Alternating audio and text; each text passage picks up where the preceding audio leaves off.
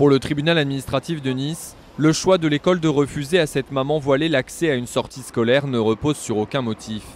La loi ne l'interdit pas, l'ordre public n'a pas été troublé.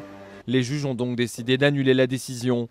Une victoire pour le collectif contre l'islamophobie en France, très mobilisé dans cette bataille. C'est la première fois qu'un tribunal administratif prend une décision aussi ferme, aussi claire, aussi explicite, dans laquelle il dit très clairement que le fait d'exclure une maman voilée à une sortie scolaire est une discrimination et n'est pas légal. Pour autant, cette décision n'est pas une surprise.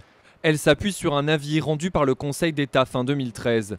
Les sages avaient rappelé que seuls les enseignants sont soumis à une obligation de neutralité religieuse, pas les parents d'élèves. Seule limite posée fermement par les autorités, le prosélytisme. Pour certains à droite, la décision d'hier fragilise pourtant la laïcité. Aujourd'hui, il faut que le gouvernement prenne ses responsabilités. J'ai déposé personnellement une proposition de loi il y a quelques semaines sur ce sujet, mais aujourd'hui, il faut agir, autrement, c'est reculer devant les communautarismes. Car derrière l'enjeu sociétal, le sujet est très politique. À l'automne dernier, la ministre de l'Éducation nationale s'était opposée au refus systématique des mamans voilées dans les sorties scolaires.